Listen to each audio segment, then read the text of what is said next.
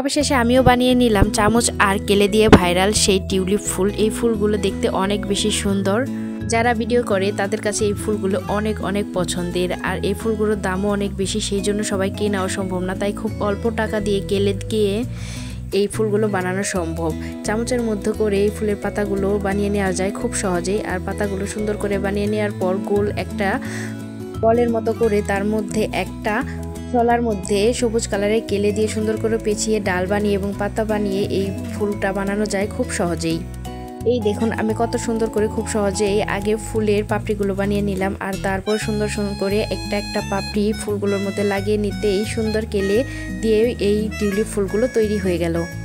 কেলেগুলো দিয়ে ফুলগুলো অনেক সুন্দর হয় আর একদম অরিজিনাল কেনা ফুলের মতোই লাগে, তাই বোঝাই যায় না কোনটা কেনা আর কোনটা নিজের হাতে বানানো বাড়ির কেলে দিয়ে সেই ভাইরাল ফুল। ফুলগুলো অনেক বেশি সুন্দর, দেখতে অনেক ইউনিক লাগে।